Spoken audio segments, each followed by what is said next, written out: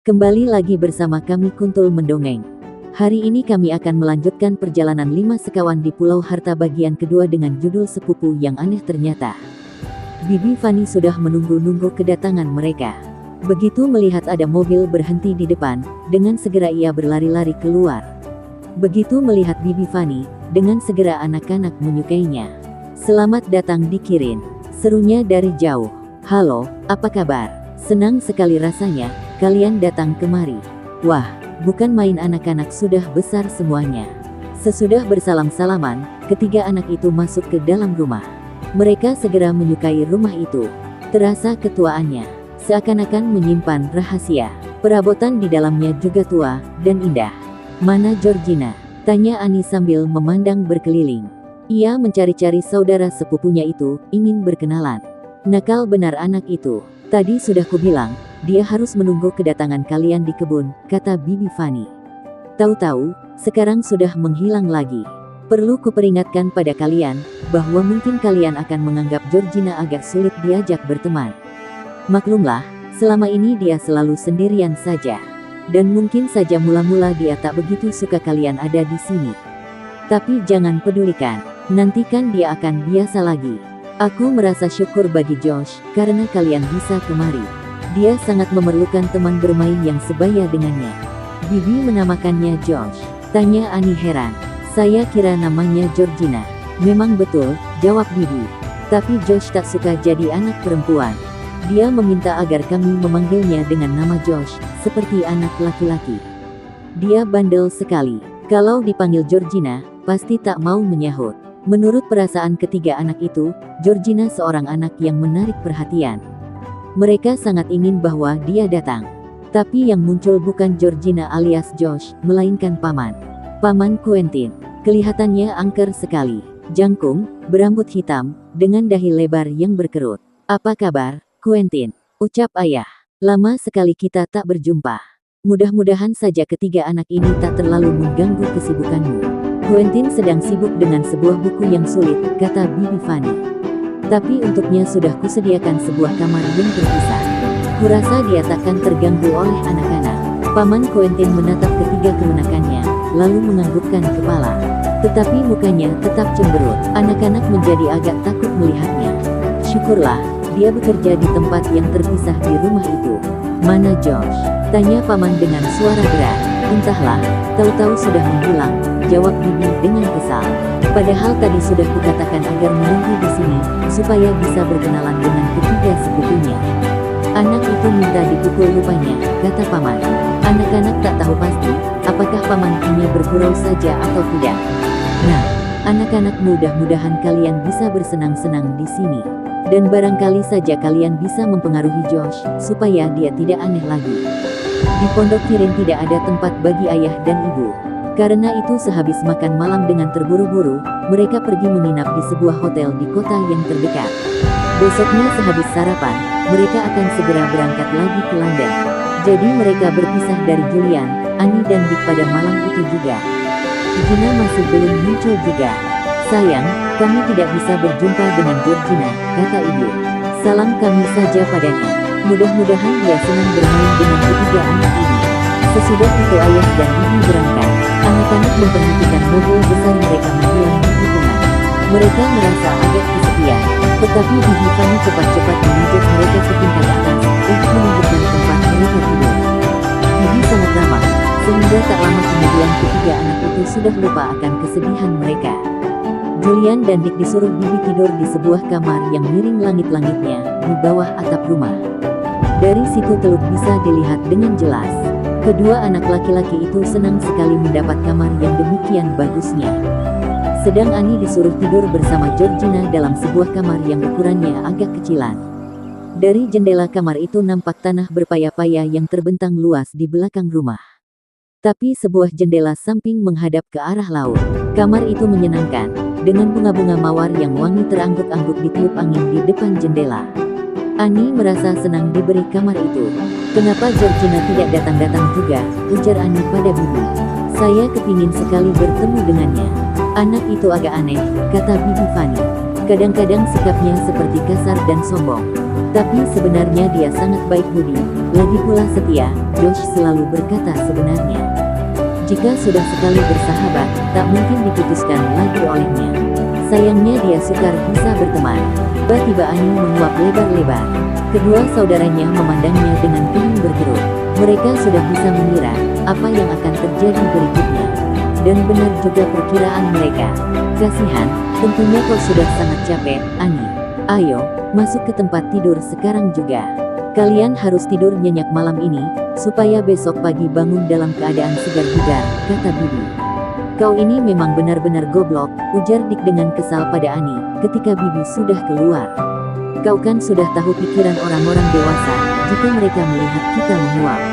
Padahal aku tadi kepingin jalan-jalan sebentar ke pantai. Maaf deh, kata Ani menyesal. Entah kenapa, tak bisa kutahan lagi. Nah sekarang kau sendiri juga menguap, Dik. Dan kau juga, Julian. Memang benar, ketiganya menguap silih berganti. Mereka sudah sangat mengantuk, capek sehabis naik mobil begitu lama. Diam-diam, mereka sebenarnya sudah kepingin masuk ke tempat tidur dan memejamkan mata. Aku kepingin kamu di mana Georgina saat ini, kata Ani sewaktu mengucapkan selamat tidur pada kedua abangnya. Ani benar dia itu, tidak mau menunggu untuk mengucapkan selamat datang. Tidak ikut makan malam, dan sampai sekarang belum pulang. Padahal dia akan sekamar dengan aku. Entah pukul berapa dia masuk nanti, Ani masuk ke kamarnya. Ketiga anak itu sudah lama terlelap, ketika akhirnya Georgina pergi tidur. Mereka tak mendengarnya, ketika dengan pelan membuka pintu kamar di mana Ani sudah nyenyak. Mereka juga tak tahu lagi, ketika anak itu berganti pakaian dan kemudian menggosok gigi. Tak kedengaran oleh mereka derak tempat tidur, ketika Georgina merebahkan diri di atasnya. Ketiga anak itu sudah begitu capek, sehingga tak mendengar apa-apa lagi. Tahu-tahu terjaga dibangunkan sinar matahari pagi. Ketika Ani membuka matanya, mula-mula ia tak tahu di mana dia berada. Anak itu berbaring di tempat tidur yang kecil, sambil menatap langit-langit kamar yang miring. Diperhatikannya bunga-bunga mawar merah yang bergerak-gerak ditiup angin di depan jendela. Tiba-tiba ia teringat kembali. Aku diteut kirim dan sekarang saat berlibur, katanya pada diri sendiri. Kakinya ditendang-tendangkan ke udara oleh karena kegirangan. Kemudian Ani memandang ke tempat tidur satu lagi, yang ada dalam kamar itu. Seorang anak berbaring di situ, meringkuk di bawah selimut, yang kelihatan cuma rambut yang keriting. Lain tidak, Ani menunggu sampai anak yang sedang tidur itu kelihatan bangun. "Hei Georgina," sapanya. Anak yang berbaring itu dengan seketika duduk. Ditatapnya Ani dengan mata yang biru cerah. Rambutnya keriting dipotong sangat pendek, hampir sependek anak laki-laki. Mukanya coklat terbakar sinar matahari. Tarikan mulutnya agak cemberut, sedang keningnya berkerut. Seperti ayahnya, Paman Quentin. "Bukan," jawab anak itu ketus. "Aku bukan Georgina." "Loh," Ani berseru heran. "Kalau begitu, kau ini siapa?" "Namaku Josh," kata anak itu. "Aku hanya mau menjawab, jika dipanggil dengan nama Josh. Aku benci jadi anak perempuan. Aku tak mau. Aku tak senang berbuat seperti anak perempuan. Dia asyik kesulitan anak laki-laki. Aku lebih cekatan memanjat daripada anak laki-laki. Dan berenang pun lebih cepat dari mereka. Aku tak kalah cekatan dengan anak-anak nelayan di pesisir sini, kalau diadu berperahu layar. Kau harus memanggil aku Josh. Baru aku mau ngomong denganmu. Kalau tidak, aku tak mau." "Wah," kata Ani. Menurut perasaannya saat itu, saudara sepupu yang baru dikenal ini aneh sekali. "Baiklah, aku tak ambil pusing, nama mana yang harus kusebut. Menurut pendapatku, Josh itu nama yang bagus. Aku tak begitu senang pada nama Georgina. Lagi pula, kau kelihatan seperti anak laki-laki." "Betul," kata Josh. Sesaat lenyap kerutan dari dahinya. "Ibu marah-marah ketika aku pulang dari tukang cukur dengan rambut dipotong pendek. Dulu rambutku panjang, sampai ke bahu. Jelek deh." Sesaat lamanya kedua anak perempuan itu saling berpandangan. Kemudian Josh bertanya, "Kau sendiri tidak benci rasanya jadi anak perempuan?" "Tentu saja tidak," jawab Ani. "Soalnya, aku senang memakai gaun yang bagus. Aku suka bermain dengan boneka. Dan sebagai anak laki-laki, aku tak bisa mengenakan gaun dan bermain dengan boneka." Siapa mau peduli dengan gaun yang bagus?" ujar Josh mencemoohkan. Apalagi boneka.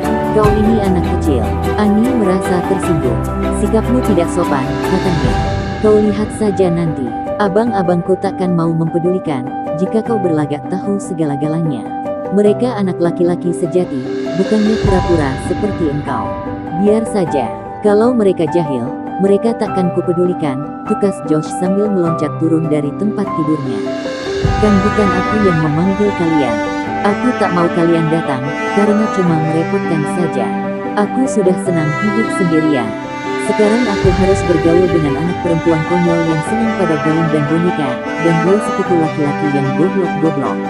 Ani merasa awal perkenalan itu tidak bisa disebut baik. Ia tak mengatakan apa-apa lagi. Dengan segera dikenakannya celana jeans yang kelabu, serta baju kaos merah. Josh juga memakai jeans, tapi baju kaosnya yang biasa dipakai untuk laki-laki. Baru saja mereka selesai berganti pakaian, pintu sudah digedor dari luar. Lama benar kau berpakaian, seru Julian dan Dick dari luar. Georgina ada di situ. Georgina, keluarlah. Kami kepingin bertemu. Josh membuka pintu dengan kasar, lalu keluar dengan hidung terangkat tinggi-tinggi. Tak dipedulikannya kedua anak laki-laki yang tercengang-cengang memandangnya. Ia terus berjalan dengan kepala terdongak, menuruni tangga menuju ke tingkat bawah. Ketiga anak yang ditinggalkannya cuma bisa berpandang-pandangan saja. Dia tak mau menjawab. Jika dipanggil dengan nama Georgina, kata Ani menerangkan duduk perkara. Kurasa anak itu aneh sekali. Dia tadi bilang, dia tidak menginginkan kita datang kemari, karena hanya akan merepotkannya saja. Aku ditertawakannya. Sikapnya kasar. Julian merangkulkan lengannya ke bahu Ani, yang kelihatan agak muram. Sudahlah, tak perlu sedih, ujuk Julian. Kita kan masih ada, yang bisa membelamu. Yuk, kita turun saja. Aku mau sarapan. Mereka bertiga lapar sekali. Bau telur dan daging goreng menambah selera makan. Bergegas mereka menuruni tangga, lalu mengucapkan selamat pagi pada Bibi. Bibi Fanny sedang sibuk menghidangkan sarapan. Paman duduk di ujung meja sambil membaca koran. Ia menganggukkan kepala ke arah anak-anak. Mereka duduk dengan membusuk, karena tidak tahu boleh atau tidak ngomong pada saat makan. Di rumah mereka sendiri boleh saja, tetapi Paman Quentin kelihatannya galak sekali. Josh sudah duduk, sibuk mengoleskan mentega pada sepotong roti panggang. Ditatapnya ketiga anak itu dengan cemberut. Janganlah semasam itu mukamu, Josh, larang Bibi. Kuharap kalian berempat sementara ini sudah saling berteman. Pasti akan menyenangkan, bisa bermain bersama-sama. Josh, kau ajak saudara-saudara seperti pagi ini ke pantai. Tunjukkan pada mereka tempat-tempat yang terbaik untuk berenang. Aku mau memancing, jawab Josh singkat. Seketika itu juga ayahnya mendongak dan memandangnya.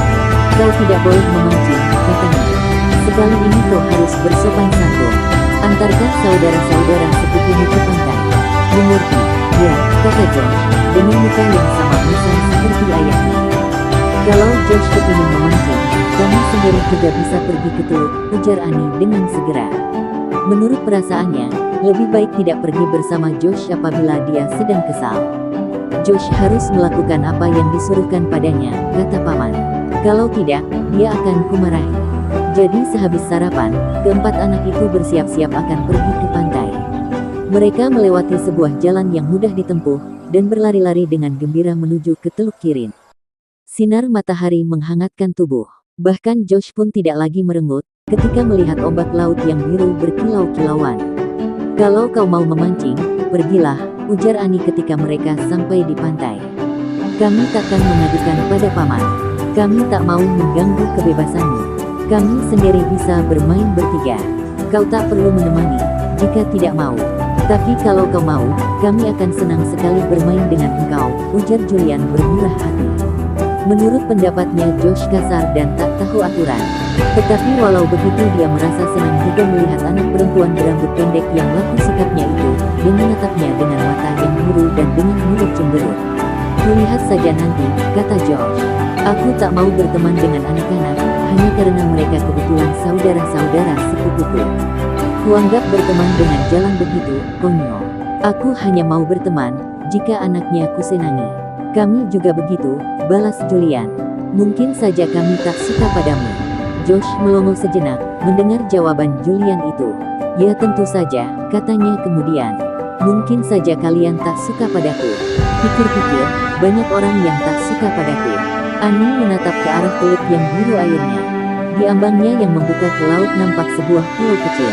Pulau karang, dan di atasnya nampak sesuatu yang dari jauh kelihatannya seperti sebuah puri kuno yang sudah runtuh. Aneh benar pulau itu, katanya. Apa namanya?